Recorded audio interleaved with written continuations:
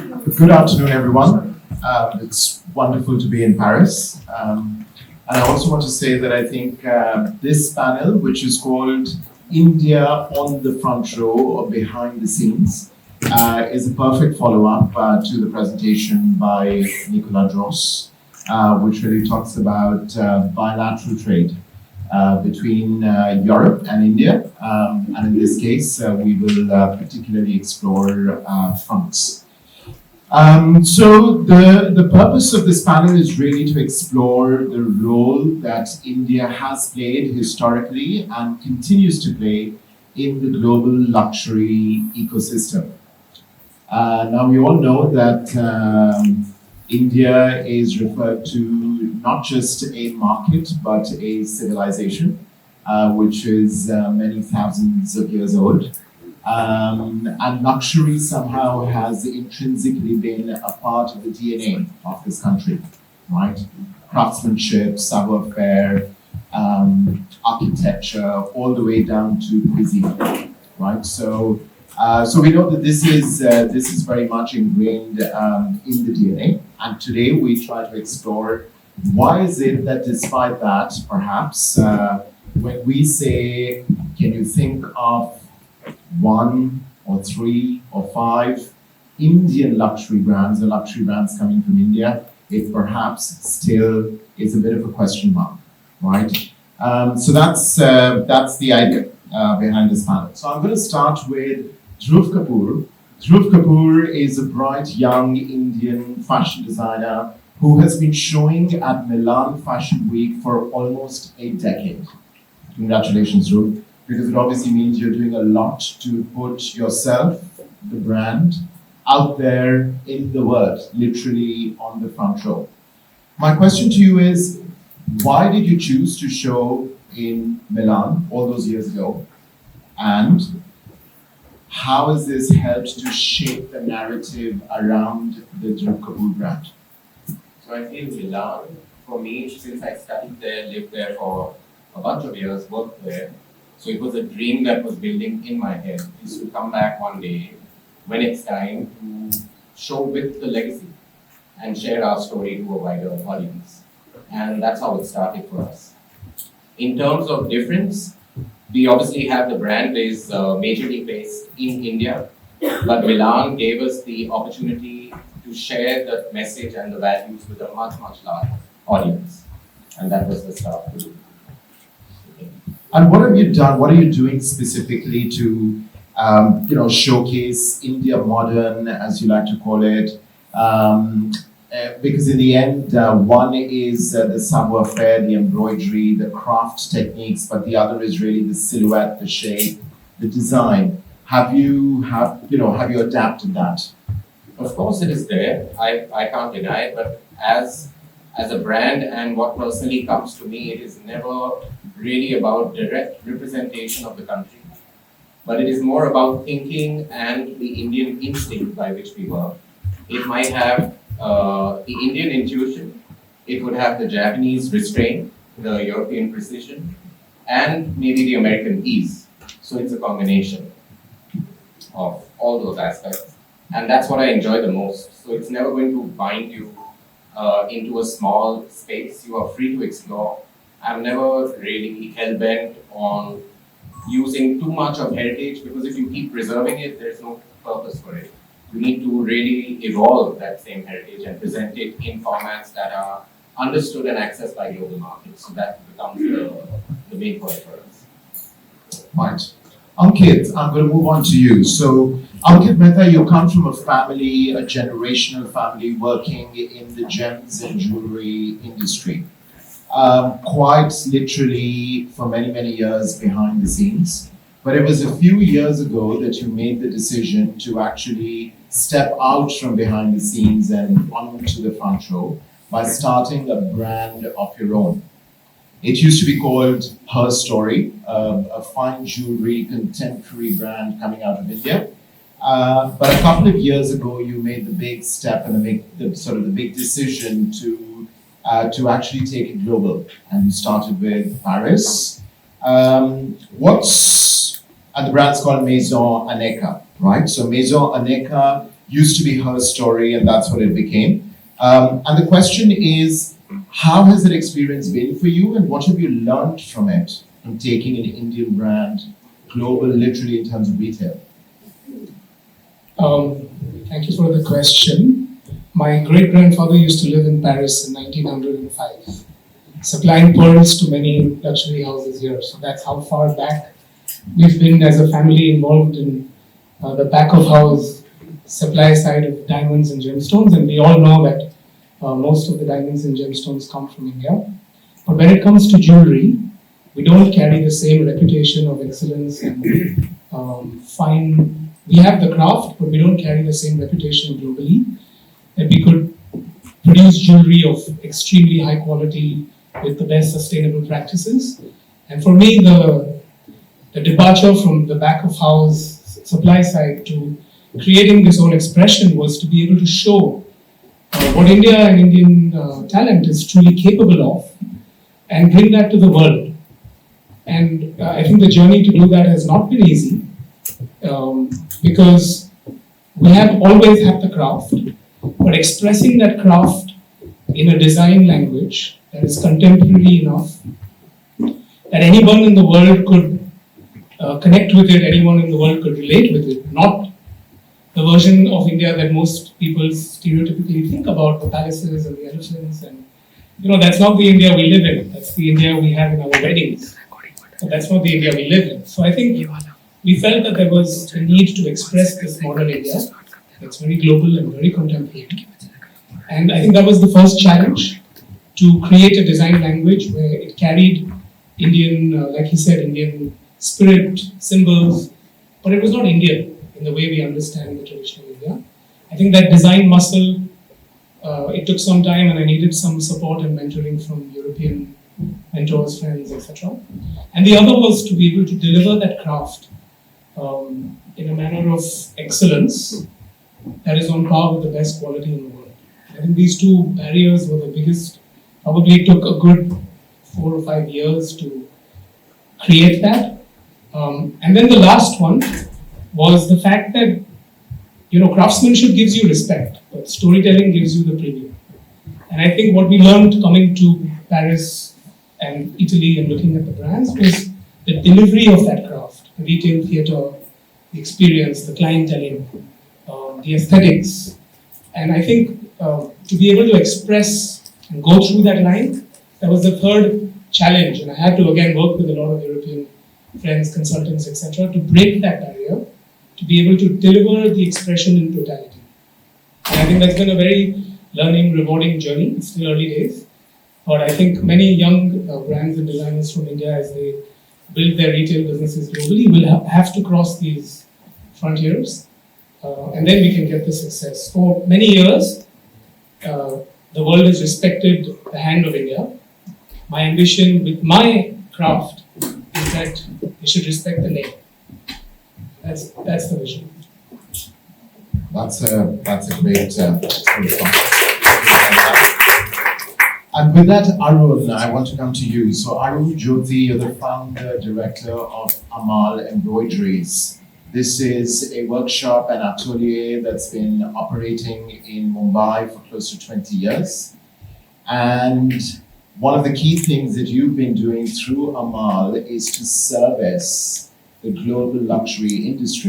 Because as we all know, the global luxury industry has been working with India for many, many, many years, and in your case, with embroideries. My question to you is very much in the context of what a spirited young lawyer called Monica Moisin presents as a sort of a framework to think about this. And she says that the framework that we need to have in place and what we need to think about is really, number one is consent, the second is compensation, and the third is credit. So within this sort of a framework, let's say, we know that India has the skill and the scale to produce this savoir-faire and to be able to service the global fashion industry.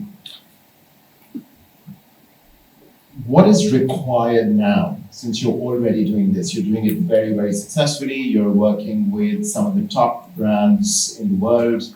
What is needed now, from your perspective, to preserve this craft, to be able to take it into the future in a way which is sustainable?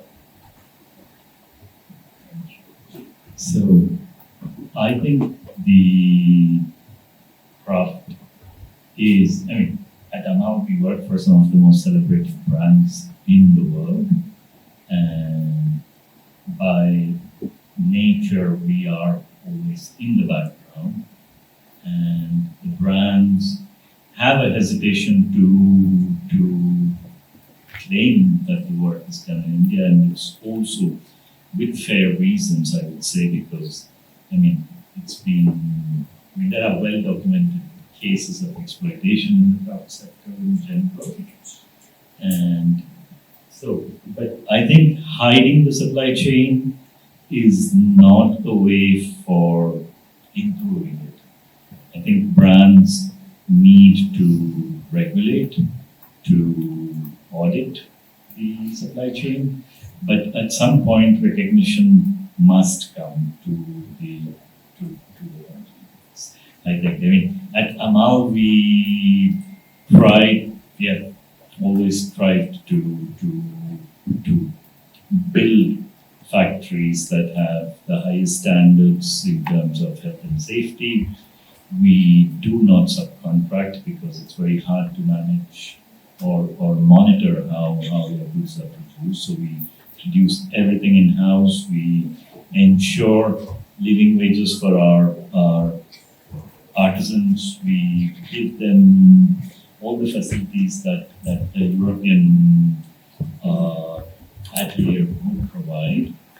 And we are a B Corp certified company, so we take this very seriously, and it comes at a cost, but we are also very certain about where, how, and who makes each piece. So at least on that we know exactly how the piece is made and who makes it.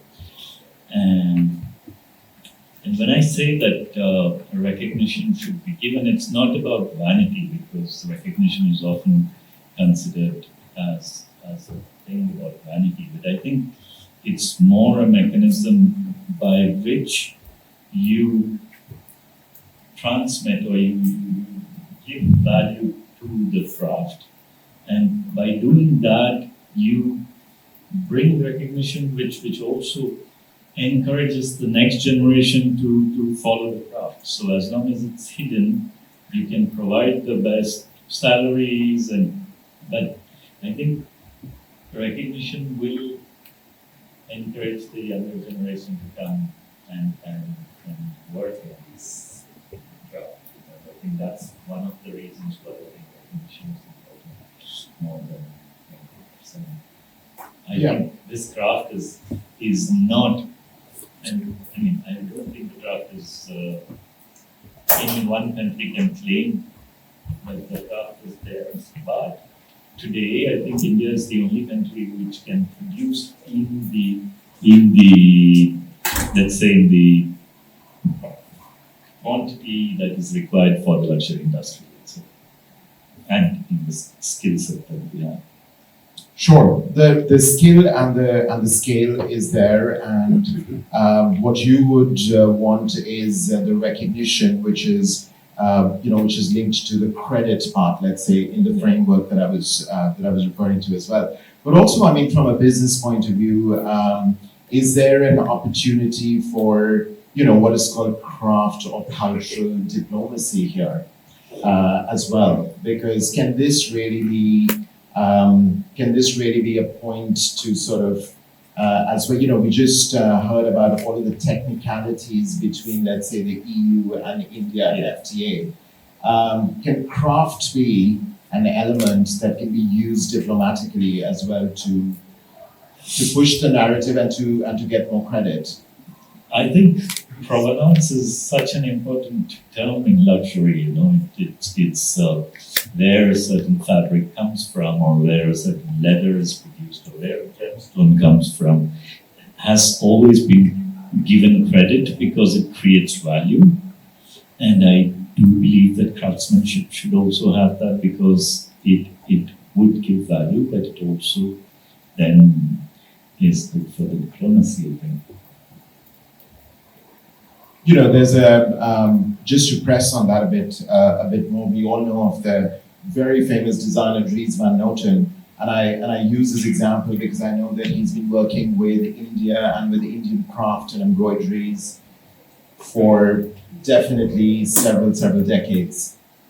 I notice when you walk into a Dries van Noten store or a concession and you look at the tag inside the clothes, many of them often say made in India. Yeah, he's giving credit where it is due, I think, and that's I think that's the first step, because I think almost every single luxury house makes the embroidery in India. So there is no reason to hide it. So if they embrace it, it gives, it would allow the industry to flourish. And I think what Dries is doing is probably what others should do at some point, slowly. If let's say 80% of the garment is made in India, I think it's right to write made in India and not otherwise. Right. I'm going to move on to Florence, Louisy. Florence, you are a designer and you're also the creative director of a wonderful design gallery based now in Mumbai, but as of the last couple of months in Paris as well. And some of us had the privilege of being there last evening. The model that Aequo has chosen is also a great model because you're bringing together established product designers together with craft from India, and you're bringing them together to collaborate in order to create something very, very new, which is a true collaboration. Could you give us an example of one such project that you've executed, and what is the life of a project like that? What does it mean for the craft, for the artisan? Hello, thank you. So we decided to take the topic the other way around. We launched the gallery in 2022, so quite recently. But I would say that the recipe took over quite rapidly. I like what you said about just the simple fact of introducing two cultures together to create some unique pieces is sometimes just as simple as that. The true challenge in the process is about the craft itself, our missions towards Indian craft. So when we started this gallery together with Tyagi, who is my partner and founder of Aequo, the entire goal was about how do we bring Indian craft to the contemporary scene, the creative scene, and international scene, because sometimes we have too many times exactly in fashion, but all the cliche about Indian craft when it comes to wood carpenters or metalworking, we're kind of stuck on this very traditional cliche.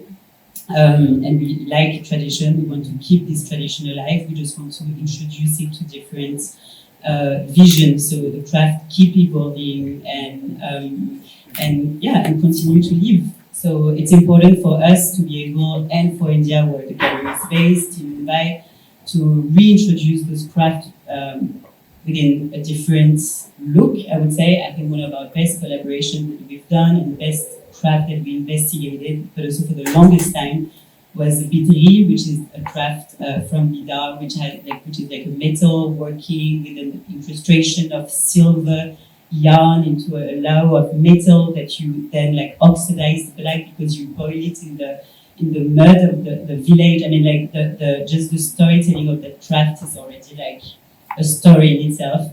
And we introduced that craft to a French illustrator called Boris Boucher, and we've done this entire series of quite large room dividers. And I think that was an incredible collaboration. It took us 2 years before getting the first piece. Then once it was done, we started being able, to produce several ones. And when we exhibited the pieces in Bombay, the reaction was incredible because everyone was rediscovering something that they absolutely know by heart, that, but they've never seen it in that way. And then we took those pieces to international fairs that we were participating at. So one was in Paris, during PAD Paris in the Jardin des Tuileries, the other one in Miami, during Design Miami. And the other reaction was also exceptional because a lot of people didn't know this craft the same way I didn't know that craft neither when we started it. And it brought like a huge attention to this workshop. And the way we work with Aequo is always like very open book. Like we always value the workshop, the artisan, the designer. So everyone is free to go and reach out to the workshop afterwards, and if they have been inspired by an idea, by a shape or by a detail, like up to them to keep going with this story. All right, thank you. We're all here working in different capacities to foreground what India is capable of, what India can produce and can do. By way of collaborations, by way of showcasing the brands internationally, retail, and as well in terms of really servicing the industry. The question to all of you is, after having done what you have been doing for 5 years, 20 years, 10 years, the last couple of years, what is it that you really need from the world to succeed? And Dhruv, I want to start with you. That's a very large question. I feel to sum it up completely, it would simply be curiosity. We need them to be curious, to try and discover, not agreement, not applause, but simply to be curious, because where there is curiosity, opportunity shall follow. And that gives us the opportunity to share our values, to put our point of view and allow the viewer or the audience and the world to engage with it on their own terms. And that's what I would enjoy the most, is to understand and give the opportunity to be understood. But how do you envision the future of Dhruv Kapoor? It's definitely going to be a cross between fashion and mental wellness. So that's my ultimate dream, is to take that full circle and how to use aesthetic or the lens of the brand to reignite the heritage, the scriptures in India, and to plant it in the Western world, in remote areas or in the middle of the cities, to make you feel like a new person. So that's the ultimate goal for me as a brand owner. I think what we need is a good trade agreement. In my industry, it's an hassle. It took me 12 months to open a bank account in Paris. For sure that. But other than that, I think we've... You're saying it's not only difficult for European brands to operate in India, it's quite difficult for you to operate here as well. So it is bilateral trade. In terms of perception, we've had retail in Paris, we've had 3 boutiques here. And we've managed to sell jewelry to some of the best people in the world, proudly saying this product is made in India. And there's been a lot of appreciation, a lot of love. First, your product does the talking, and then when you say it's come from here, like I was saying, I think I've not had an issue with that because the work has to speak. I think the only thing, because I've spent a lot of time here and working with a lot of people, especially in Paris, I've realized that a lot of them don't know India. They haven't even traveled to India, and these are people at very high levels and posts. So when it comes to collaborations, I think we need to travel to India, because the version most people think of India as, and what it is today. Every time I have a guest, I have a guy who lives in France and works in my office, in my workshop. When they come, they truly experience the new India, they experience our homes, they experience how we live. It's very different than the perception.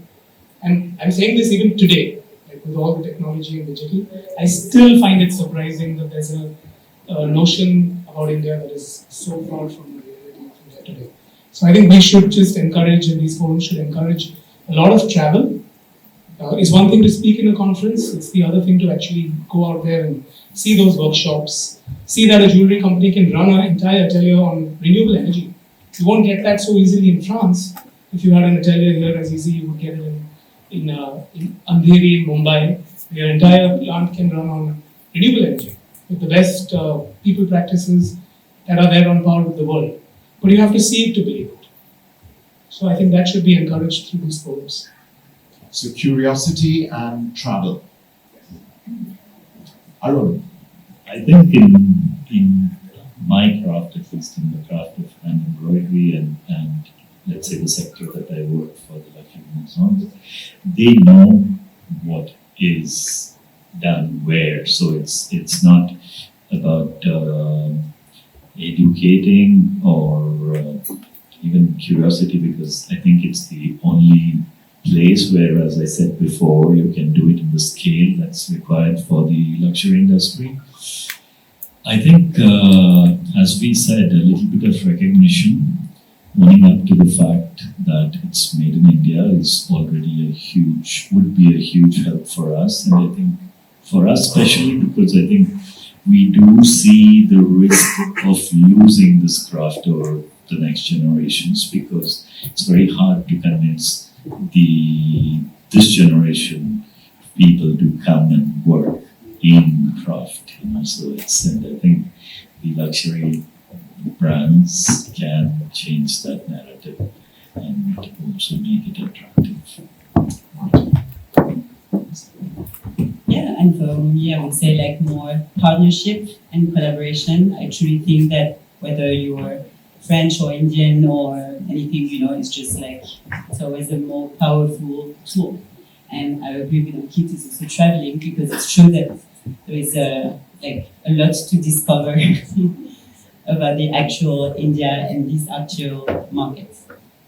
Right. Well, with that, we can conclude this panel.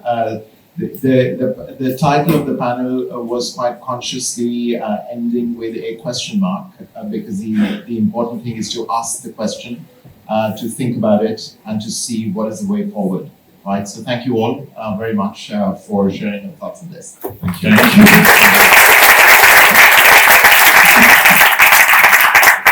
Can we stay on stage for a sec for a group photo? Sure. And then we can step down. Yes.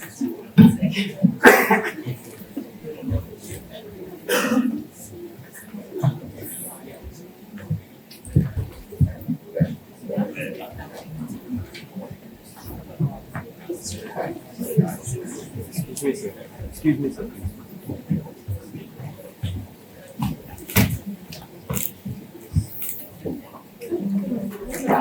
One more time, Excuse me, sir. Sit down here. Pick up.